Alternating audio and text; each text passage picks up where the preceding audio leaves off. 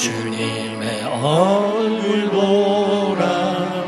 평화의 주님 바라보아라. 세상에서 시달린 친구들아,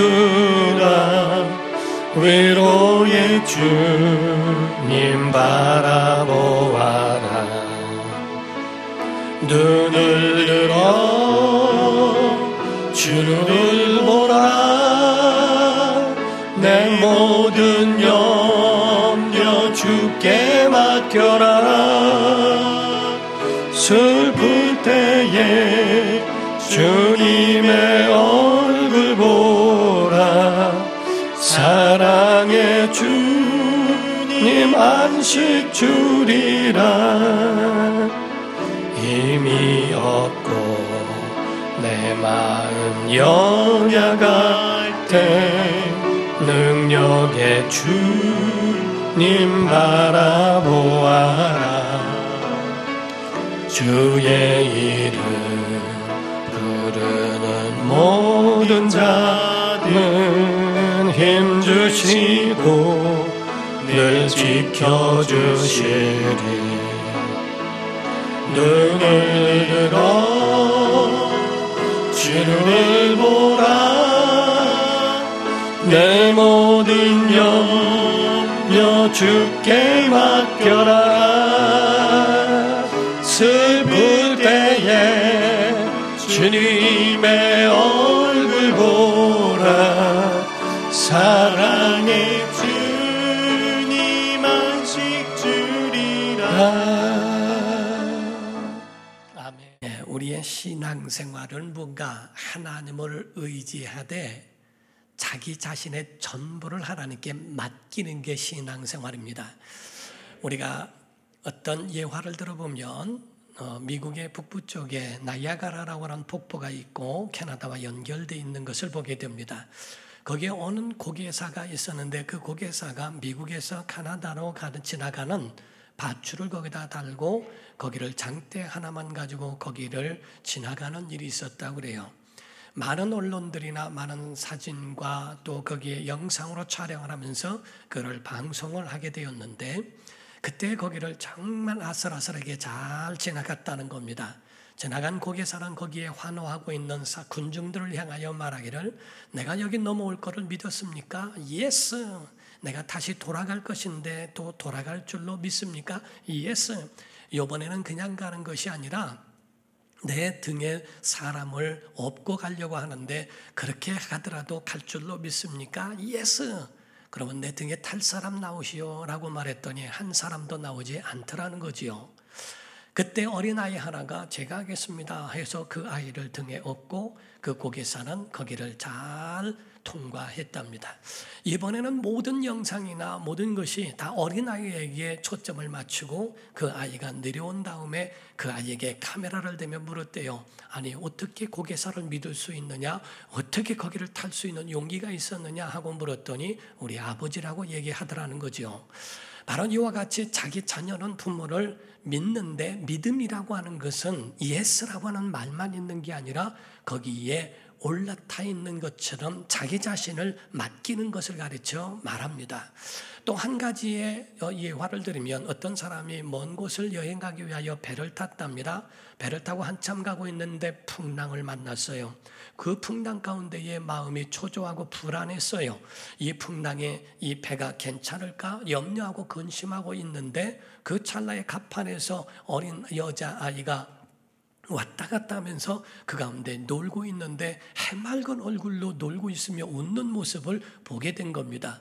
너무 신기해서 그 아이를 불러다가 물었대요. 아니, 너는 무섭지 않니? 지금 풍랑 가운데 두렵지 않니? 너는 어째 여기서 놀 수가 있냐? 하고 물었더니 이 아이 하는 말이, 네 아저씨 염려하지 마세요. 우리 아빠가 선장인데 내가 들어가 봤더니 아빠의 얼굴이 편안했어요. 이런 날씨나 이런 풍랑은 우리 아빠는 일도 아닐 거요. 믿으세요 하고 말을 하더라는 거지요. 바로 우리가 믿음이라고 하는 것은 말로만 아멘, 예, 아멘, 좋습니다. 이것이 믿음이라고 오해하기 쉬운데 우리의 믿음이라고 하는 것은 하나님께 자기 자신의 전부를 맡기는 것이다. 왜냐하면 하나님이 우리에게 구원을 주신 것은 하나님의 아들을 주신 것, 곧 아들을 내놓고 시작한 게 구원입니다. 하나님께서 우리를 구원하실 때 말로만 너를 사랑한다, 구원한다 말로만 하신 것이 아니고 아들을 내어주심으로 아들의 목숨을 내놓고 그에게 대하여 아들을 통해서 하나님의 구원을 보여주셨고 확증하셨다는 거죠. 로마서 8장 32절을 보게 되면 자기 아들을 아끼지 아니하시고 우리 모든 사람을 위하여 내주시니가 어찌 그 아들과 함께 모든 것을 우리에게 주시지 아니하시겠느냐라고 말씀을 합니다. 여러분, 정상적인 가정들을 놓고 보면은요, 그 아들 아래이지 아들 이상은 아무것도 없습니다. 다 아들 아래, 자녀 아래에 있습니다. 내 목숨도 자녀들 아래에 있어요. 자녀를 위해서라면 자기의 목숨도 내놓는 게 부모의 마음이고요. 어떤 명예와 어떤 행복과 어떤 것이 있어도 자기 자녀와 바꾸지 않는 것이 부모의 마음입니다. 하나님이 이 세상을 사랑하셨다는 그 사랑은 독생자를 주셨다고 하는 이것은 바로 아들을 내놓고 생명을 내놓고 구원을 주신 것인데, 오늘날 우리는 정말 하나님을 향하여 어떤 믿음을 갖고 있습니까? 신앙이라고 하는 한 일부분을 놓고 하나님의 취미적인 것이요, 일주일 동안에 한 번 정도만 생각하면 되고 예배만 하면 되는 것인가? 아니면 매일매일의 삶을 하나님과 호흡하며 하나님과 함께하며 살아가는 내 인생을 그분 앞에 다 걸고 살아가는 믿음인가? 우린 조명해 봐야 한다는 거죠. 성경의 인물들을 보게 되면 모두가 다 절대 신앙인들이었고 자기 자신을 다 그 앞에 드렸던 사람이라고 봐야 한다는 겁니다. 우리가 탈무드에 보게 되면 유대 나라에 어떤 아버지가 세 형제를 두고 죽었는데 죽기 전에 희귀한 물건을 세 가지를 하나씩 선물하고 죽었다고 그러죠. 그때의 세 아들이 첫째가 받은 거는 천리안으로서 먼 곳을 바라볼 수 있는 천리안이요, 두 번째 아들에게는 마법의 양탄자요, 세 번째는 어떤 병이든지 치료할 수 있는 치료하는 과일을 주었다고 이야기를 합니다. 첫째 아들이 그에 대하여 천리안을 가지고 먼 곳을 바라보다가 왕궁을 보게 되었는데 그 왕궁에 써붙여 있는 거기에 공고부를 보게 됐더니 자기의 딸이 공주가 병이 들었는데 누구든지 낫게 하는 자는 내 사위로 부마로 삼겠다고 하는 이야기가 써 있었던 겁니다. 그 이야기를 듣고 둘째에게 말하니까 마법의 양탄자를 타고 그 한양으로 세 형제가 가게 됐다는 거죠. 공주에게 어떤 병에 걸렸든지 낫게 할 수 있는 치료하는 과일을 줌으로써 그 공주가 병에서부터 나음을 입었다는 겁니다. 이 이야기는 여러분들이 다 알고 있죠. 그때의 왕은 말하기를 누구를 내가 사위로 삼아야 할까라고 생각을 하고 고민하다가 첫째와 둘째에게는 격려하고 포상을 하되 셋째에게만 그에게 특권을 주어 그에게 사위로 삼게 됩니다. 첫째에게 말하기를 너도 정말 천리안이 없었더라면 여기서 공주가 아픈 것도 몰랐을 터이니 너도 굉장히 중요하다. 그러나 너는 천리안을 가지고 있지 않더냐. 둘째, 마법의 양탄자를 내가 타고 오지 않았더라면 여기에 올 수 없었으니 너도 공로가 있다 포상하겠노라. 그러나 너는 아직도 마법의 양탄자가 있지 아니하냐. 그러나 셋째에게는 치료하는 과일을 전부를 주었으니 전부를 준 치료하는 과일을 준 셋째에게 공주가 치료하는 과일과 같은 치료약이 되어 셋째의 아내가 되도록 하겠다라고 이야기를 합니다. 우리의 신앙이라고 하는 것은 일부를 떼어주는 것이 아닙니다. 우리가 11조를 드린다고 하더라도 10분의 1을 드린 것이 아니라 전체를 드린 것과 같다는 거지요. 하나님은 그에 대하여 9은 돌려주시고 하나만 받으시겠다고 하는, 곧 우리의 모든 전부를 하나님 앞에 드린다고 하는 의미를 가지고 있습니다. 주일도 마찬가지에 주일 이 시간 1시간을 예배하는 것이 1시간만 드리는 것이 아니라 일주일 모든 시간을 하나님 앞에 드리는 것이요, 그리고 그 모든 삶을 하나님과 더불어 살 수 있는 모든 것에 대한 보호하심에 대하여 하나님의 보장하시겠다는 약속도 그 안에 있다 하는 겁니다. 우리가 성경의 모든 역사와 모든 인물들을 볼진데 모두가 다 그와 같은 삶을 살았다고 하는 거지요. 오병이어의 기적을 봅니다. 오병이어의 이적 가운데도 보게 되면 어린아이가 도시락을 내놓는 가운데에 5천 명을 먹이고도 12광줄이나 남는 은혜를 나타내십니다. 이때 어린아이가 가지고 있는 일부를 드렸던가 모두가 다 굶게 생겼고 돌아가다가 기진하여 죽게 될 정도로 그렇게 힘들어 있는 상황 아닙니까? 그때에 바로 한 아이가 도시락을 내는 건 자기의 전부를 내는 것과 같다는 겁니다. 그것으로 인하여 5천 명을 먹이고도 남는 역사가 있죠. 또 다른 성경 가운데서는 한 과부가 와서 헌금한 내용이 나옵니다. 헌금을 하는 그 가운데 보니까 2렙돈, 한 고드란트라고 해서 아주 작은 금액이었어요. 그 작은 금액을 헌금함으로써 하나님 앞에 드려지는 그 모습을 예수님이 보시고 풍족한 가운데서 일부를 드리고 있는 바리새인과 이런 사람들보다 이 여인이 가장 많이 냈다라고 말씀하신 것은, 이것은 바로 이 여인이 자기의 생활비 전부였다고 말씀을 하고 있습니다. 구약 성경 가운데는 사악했던 왕 중에 하나인 아합이라고 하는 사람이 있었어요. 우상숭배했던 이세벨이라고 하는 그 여인과 결혼함으로써 그 이스라엘 사람들이 혼연이 이루어지고 우상숭배를 하게 되고 하나님 앞에서 크나큰 죄를 범하게 만든 왕 중에 하나였습니다. 그런데 그 아합 왕 때에 엘리야라고 하는 하나님의 선지자가 있었죠. 그때에 아합 왕에게 경고하기를 내가 말하기까지 하늘에서 3년 6개월 동안에 비가 오지 않을 것이다 라고 하는 경고를 하게 됩니다. 그러게 됐을 때에 가뭄이 들어서 물이 없고 먹을 것이 없는 그때에 하나님이 사르밧이라고 하는 사렙다라고 하는 그곳에 과부에게로 보내심을 받게 됩니다. 그때 엘리야가 그 사렙다 여인의 가정을 찾아가기에 이르지요. 그때 나뭇가지를 다 모으고 있는 모습을 보고 나에게 물을 달라라고 이야기를 합니다. 여러분, 아무 때나 물 달라고 하는 거 그거 주는 건 일도 아닌데 가뭄 때 먹을 물이 없어요. 그런데 거기에 물을 달라고 하는 것은 생명을 달라는 것과 같죠. 그때 물을 달라 할 때에 물 들어가는 중간에 그 가운데 다시 불러서 먹을 거를 가져오라고 말을 합니다. 그때 먹을 거를 가져오라는 말에 너무 황당하고 너무 참 이상한 이야기죠. 세상에 그래서 거기에 대한 상황을 말합니다. 지금 내가 먹는 건 떡 조금하고 기름에 조금 남아있는 건데 이거 먹고 죽을 겁니다. 이 작은 그런 음식밖에 남아있지 않습니다. 상황을 설명하면 그러면 알아듣고 됐다라고 말을 해야 될진데 그 가운데에 그래 그러면 나에게 먼저 가져오라고 이야기를 하게 되죠. 어떻게 보면 이 말씀이 참 이해가 안 되고 상식적이지도 않고 성직자라고 한다면 자기 거를 갖다 줘야지 어떻게 거기서 그거를 달라고 할 수 있을까라고 거기에 이해가 안 되는 그런 상황을 여러분이 연상하실 겁니다.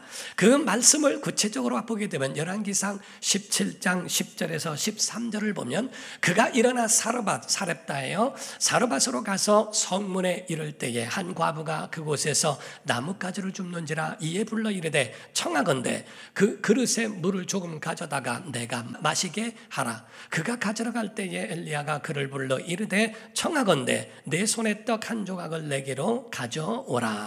그가 이르되 당신의 하나님 여호와께서 살아계심을 두고 맹세하노니 나는 떡이 없고 다만 통에 가루 한 움큼과 병에 기름 조금뿐이라. 내가 나뭇가지 둘을 주어다가 나와 내 아들을 위하여 음식을 만들어 먹고 그 후에는 죽을 것이라고 이야기합니다. 엘리야가 그에게 이르되 두려워하지 말고 가서 네 말대로 하려니와 먼저예요. 남은 것 주는 게 아니라 먼저 그것으로 나를 위하여 작은 떡 한 개를 만들어 내게로 가져오고 그 후에 너와 내 아들을 위하여 만들라고 이야기를 합니다.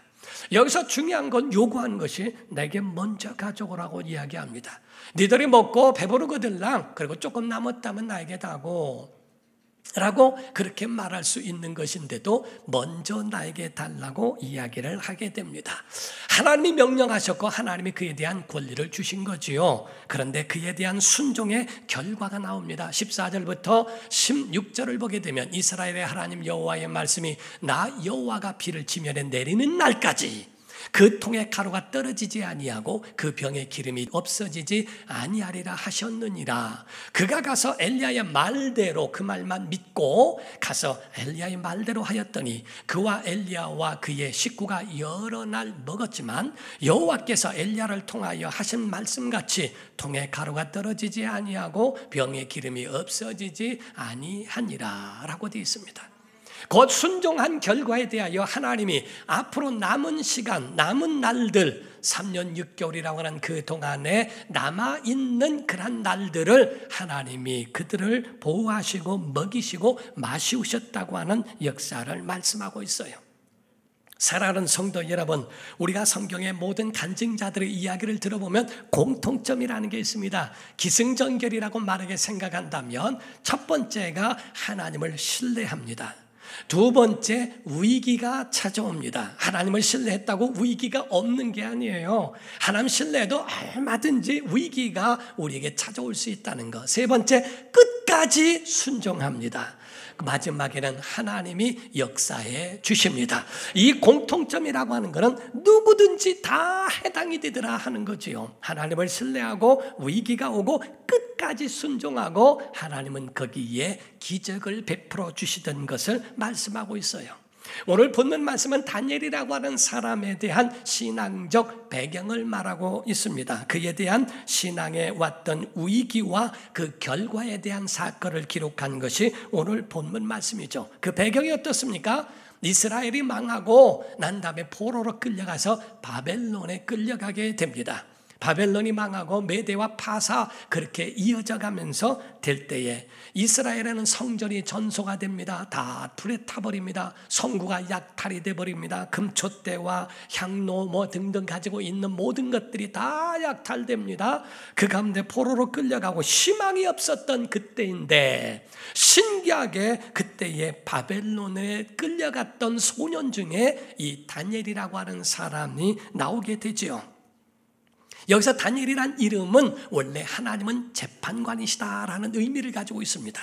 그래서 하나님은 재판관이시기 때문에 그 모든 것을 통치하시고 그분이 판결하신다는 겁니다. 그분이 옳다 하면 옳은 것이고 그분이 아니라 하면 아닌 겁니다.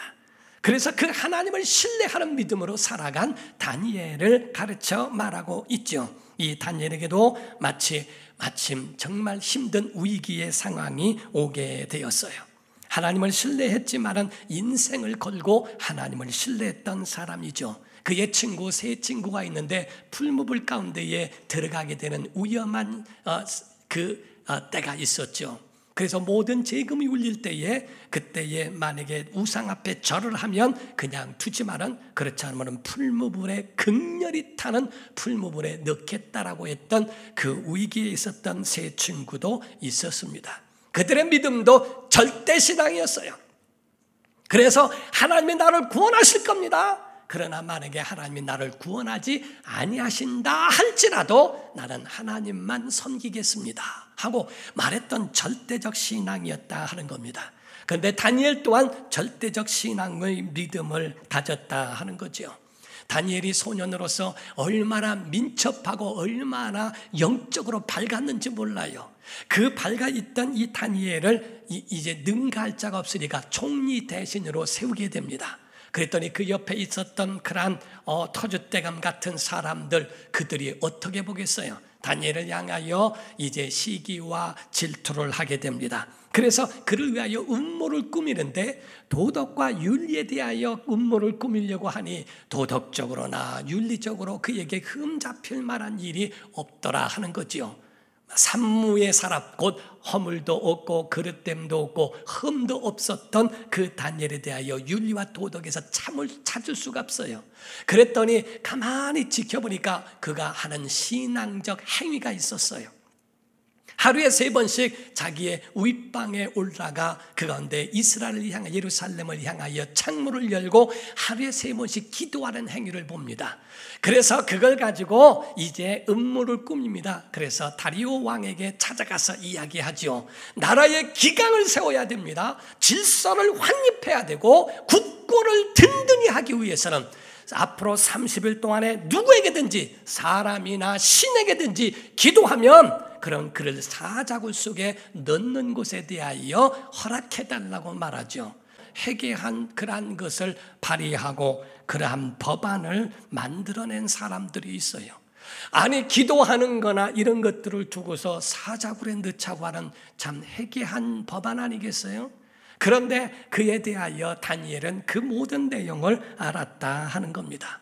다니엘의 모습은 어떠했는가? 성경 다니엘서 6장 10절에 보니까요, 다니엘이 이 조서에 왕의 도장이 아주 그냥 거의 확답을 진 거죠. 찍힌 것을 모른 게 아니라 알고도 자기 집에 돌아가서는 윗밤에, 여기서 우리가 보셔야 될 것은요, 대조를 해보면 오늘날 우리의 모습은 어떤가도 한번 보셔야 됩니다. 다니엘은 윗방에 올라가, 오늘날 사람은 아래층에 내려가 예루살렘으로 향한 창문을 열고, 오늘날의 사람은 아래층에 내려가 문을 굳건히 닫고 전에 하던 대로 하루 3번씩 무릎을 꿇고, 그게 아니라 숨어서 하나님 앞에 원망하지는 않았을까? 하루 3번씩 무릎을 꿇고 기도하며 그의 하나님께 감사하였다라고 되어 있습니다. 오늘날의 사람들은 아래층에 내려가 문을 꽁꽁 닫고, 하나님 왜 내가 하나님을 섬기는데 이런 일이 있어야 됩니까? 왜 위기가 와야 합니까? 하나님 계신 겁니까? 아니면 나를 버리신 겁니까? 원망하고 불평하지는 않았는지. 그러나 이 다니엘에 대한 그 모든 기도와 모든 간구에 대한 결과가 어떠했는가? 하나님은 다니엘을 살리셨어요. 아멘. 다니엘을 살리시고 이 다니엘을 모략하고 그리고 참소했던 자들을 하나님이 그들에게 도리어 자기가 징계를 받도록 그에게 그 저주를 그에게 바꾸셨다는 것을 말씀을 하고 있습니다. 다니엘서 6장 16절에 보니까 이에 왕이 명령하여 다니엘을 끌어다가 사자굴에 던져 넣을 수밖에 없죠. 넣는지라 왕이 다니엘에게 이르되 내가 항상 섬기는 너의 하나님이 너를 구원하시리라 하니라 하고 말씀을 합니다. 21절에서 22절에 그 후에 다니엘이 왕에게 아뢰되 왕이여 원하건대 왕은 만수무강하옵소서. 그 다음 날인데도 지금 하는 말이에요. 사자굴에 들어갔는데도 죽지 않았습니다. 나의 하나님이 이미 그의 천사를 보내서 벌써 이미 보내셨다는 거죠. 사자들의 입을 봉하셨으므로 사자들이 나를 상해하지 못하였사오니 이는 나의 무죄함이 그 앞에 명백함이오며 또 왕이여 나는 왕에게도 해를 끼치지 아니하였나이다 하니라 라고 그 왕 앞에 자기에 대하여 이야기를 하고 말을 하게 됩니다. 그때에 결국 하나님이 그를 살리게 하시고 그리고 모략한 자들에게 징벌을 한 내용이 나옵니다. 24절에 나옵니다. 왕이 말하여 다니엘을 참소한 사람들을 끌어오게 하고 그들을 그들의 처자들과 함께 사자굴에 던져 넣게 하였더니 그들이 굴 바닥에 닿기도 전에 사자들이 곧 그들을 움켜서 그 뼈까지도 부서뜨리게 되었다라고 말씀하고 있어요. 하나님은 복의 근원을 보호하시고 복의 근원에 대하여 저주하는 자에게 그 저주가 그에게 돌아가고 복의 근원을 축복하는 자에게는 그 복이 그에게도 오게 하신다는 말씀을 이루셨다고 봐야 됩니다. 에스더서에도 마찬가지로 그런 말씀도 있어요. 하만이라고 하는 자가 있는데 에스더뿐만 아니라 그의 사촌 모르드게라고 하는 사람의 그것에 대하여 거만하다고 여기고 자기한테 절하지 않음에 대하여 그를 죽일 뿐만 아니라 유다 민족을 완전히 다 멸절시키려고 그렇게 했었습니다. 그런데 나중에는 하나님이 에스더를 통하여 왕을 통하고 또한 그런 말미암아 그게 역전이 되게 하는 구절이 나오죠. 결국에는 하만이 죽게 되고 자기가 준비한 형틀에 자기의 자녀들이 매달리게 되는 역사를 보게 됩니다. 에스더 9장 11절에서 14절을 보면 그날의 도산 수산에서 도륙한 자의 수요를 왕께 아뢰니 왕이 왕후 에스더에게 이르되 유다인이 도성 수산에서 이미 500명을 죽이고 멸하고 또 하만의 10아들을 죽였으니 왕의 다른 지방에서는 어떠하였겠느냐? 이제 그대의 소청이 무엇이냐? 곧 허락하겠노라. 그대의 요구가 무엇이냐? 또한 시행하겠노라 하니 에스더가 이르되 왕이 말을 좋게 여기시면 수살에 사는 유다인들이 내일도 오늘 조서대로 행하게 하시고 하만의 10아들의 시체를 나무에 매달게 하소서 하니 왕이 그대로 행하기를 허락하고 조서를 수산에 내리니 하만의 10아들의 시체가 매달리더라. 그래서 하나님께서 하나님의 복의 근원들에 대하여 저항하는 자들에 대하여서는 그거를 도리어 그들에게 징벌이 가게끔 하셨더라는 것을 말씀하고 있어요. 오늘 다니엘에게 대하여 3가지를 말하고자 합니다. 다니엘은 민첩한 사람, 하나님의 영에 감동된 사람이었다 하는 겁니다. 여러분, 다니엘같이 정말 하나님의 영에 감동된 자 되기를 주 이름으로 축원합니다.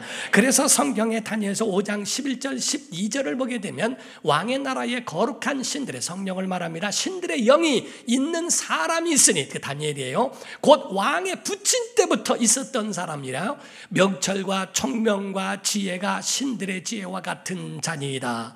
왕의 붙인 느부갓네살 왕이 그를 세워 박수와 술객과 갈대아 술사와 점쟁이의 어른을 삼으셨으니 왕이 벨드사살이라 이름하는 이 다니엘은 마음이 민첩하고, 여기서 마음이란 말은 스피릿이라고 하는 것으로 히브리어로는 루아흐라고 합니다. 성령을 말합니다.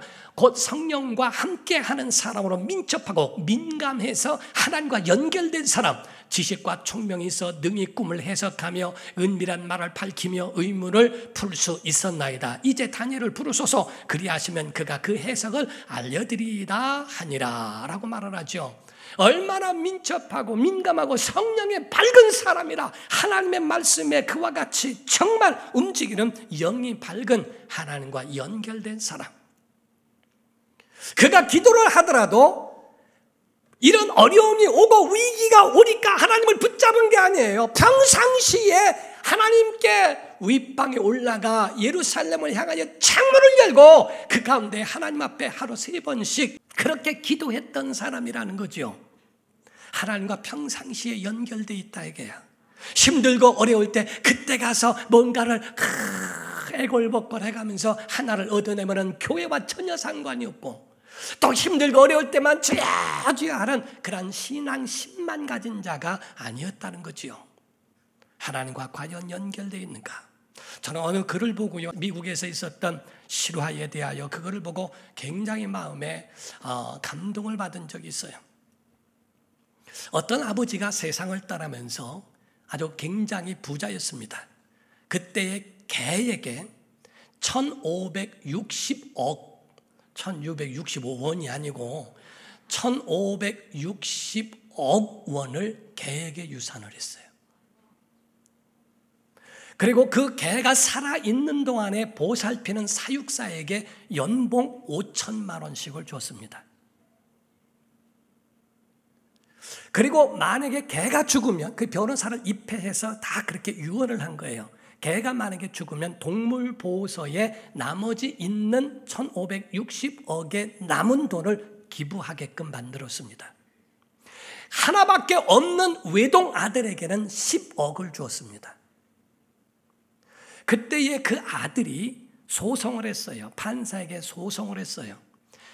좀 죄송한 표현을 할게요. 아니, 내가 개보다도 못합니까? 개한테는 1560억을 주고 어떻게 나에게는 10억만 줄 수 있습니까? 이건 부당합니다 라고 이야기를 합니다. 그때 판사가 그 아들에게 그럼 질문을 하겠다고 이야기를 했어요. 그 판사가 아들에게 질문하는 그 질문은 다른 게 아니고, 당신은 1년에 몇 번 아버지를 뵈었습니까? 대답을 못해요. 아버지가 좋아하는 음식은 뭐였습니까? 대답을 못해요. 아버지에게 몇 번 정도 전화를 하게 되었습니까? 대답을 안 해요. 그럼 마지막으로 묻습니다. 아버지의 생신이 언제입니까? 말을 못해요. 비디오 테이프를 틀었답니다. 비디오 테이프를 틀었는데 유언한 아버지의 모습이 나와요. 유언한 아버지가 이야기하는데 다른 말을 한 게 아니라 이렇게 하겠다라고 유언한 이야기를 하면서 만약에 내 외동아들에게 10억을 줬는데 소송을 하면 1달러만 주라 그랬어요. 판결에 당신에게는 1달러만 주는 것으로 판결한다. 끝났어요. 그 10억조차도 끝내버렸습니다. 아버지와 전혀 연결도 없고 아버지와 전혀 상관도 없는 자가 소위 말하는 애견보다 못한 그런 인생을 살면서 아버지의 유산 받기를 원해? 너에게는 1달러만 줄 것을 판결한다고 선고로 끝내고 그걸 나머지 기부하게 만들어 놓습니다. 우리가 하나님 앞에 기도한다고 하는 건 이 다니엘이 하나님 앞에 올라가 기도할 때 목숨을 구걸한 거 아닙니다. 하나님, 제가 위기에 왔는데 다 살려주세요. 두 번째, 나 억울합니다. 세 번째, 나를 음해하는 자들 복수하게 해주세요. 기도한 것이 아닙니다. 성경은 감사했더라. 다니엘의 첫 번째는 영이 하나님과 연결되어 있는 사람, 두 번째 기도의 사람, 세 번째 감사하는 사람. 이와 같이 절대적인 하나님 앞에 자기의 위기가 왔음에도 불구하고 하나님 앞에 올라가 그 가운데서 기도하며 간구합니다. 낙심한 것도 아니고 억울한 것도 아니고 원망한 것도 아니고 절망도 하지 아니하고 감사합니다. 이 감사가 절대 감사라는 거예요.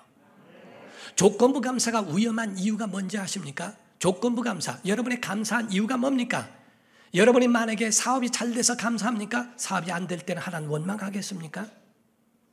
여러분 병을 고쳐주셨기 때문에 하나님께 감사합니까? 병들으면 하나님 원망할 거예요? 여러분이 지금 하나님 앞에 나왔을 때 어떤 감사로 하느냐는 겁니다. 어떤 사람을 잘 만나서 감사하다. 그 사람 때문에 실망할 수 있고요. 그것 때문에 여러분 감사를 잃어버릴 수 있는 것은 절대 감사가 아니에요. 좋은 것은 조건 때문에 좋은 게 아니라 그냥 좋은 거. 하나님을 향하여 감사하는 건 무엇 때문에 감사가 아니라 그냥 하나님 앞에서의 모든 그냥 절대적 감사를 이야기하는 거예요. 절대 신앙인이 되기를 주 이름으로 축원합니다.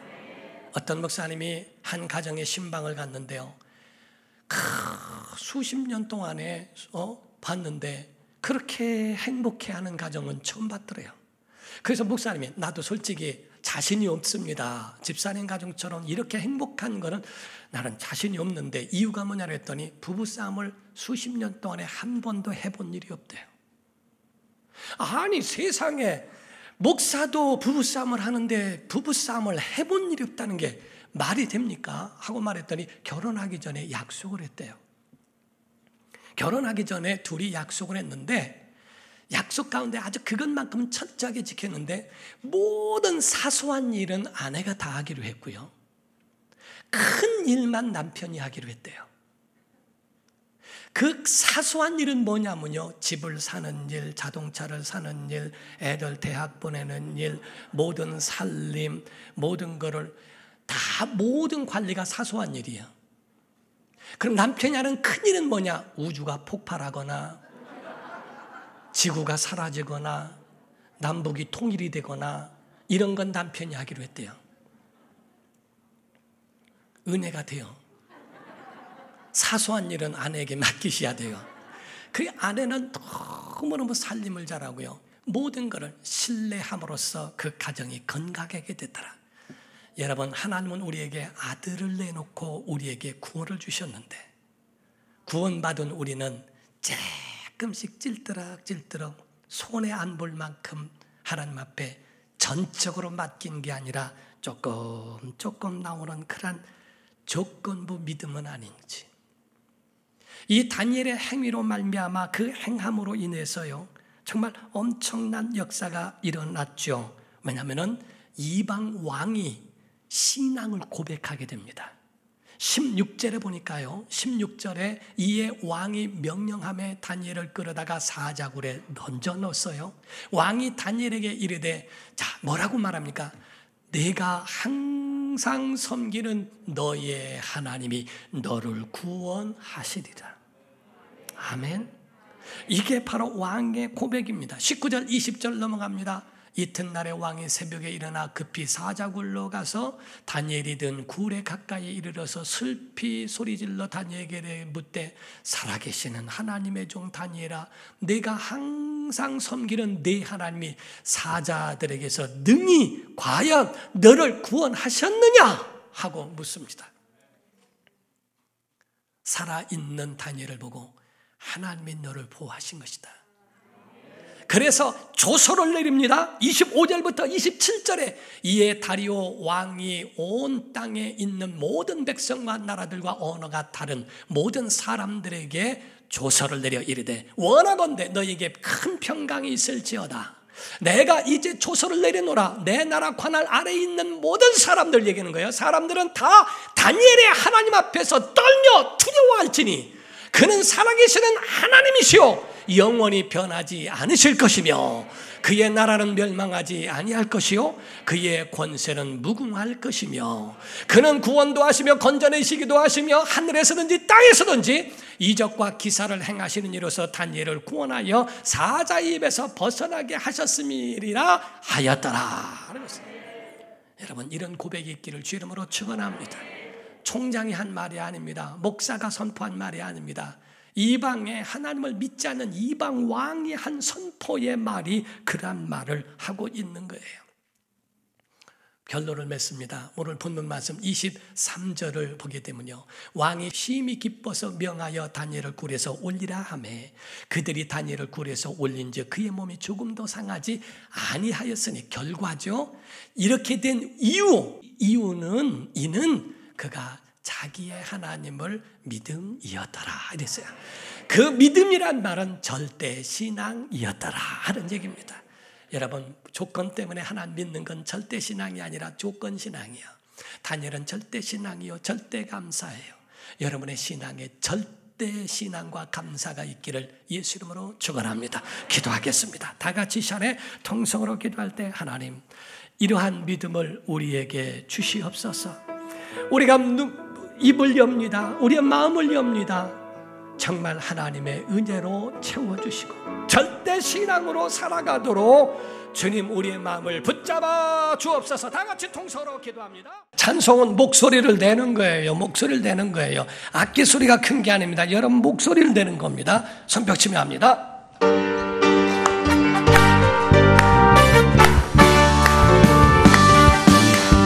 감당 못할 고난이 닥쳐와도 나는 두렵지 않네. 여호와의 손잡고 일어나 반드시 승리하리라. 여호와 만군의 하나님이 나에게 능력을 주시니 무슨 일을 만나든지 내가 승리하리라. 소돔 같은 재앙이 온다 해도 나는 두렵지 않네. 여호와는 내 방패이시며 피난처 되시는도다. 여호와 구원의 하나님이 나에게 새 힘을 주시니 무슨 일을 만나든지 항상 찬송하리라. 원치 않는 질병이 찾아와도 나는 두렵지 않네. 여호와의 치료의 손길이 내 몸을 감싸주시네. 여호와 창조의 하나님이 나에게 새 생명 주시니 무슨 일을 만나든지 항상 기뻐하리라. 부귀영화 명예가 떠나가도 나는 두렵지 않네. 여호와로 인하여 감사와 기쁨이 넘쳐나도다. 여호와 전능의 하나님이 나에게 지혜를 주시니 무슨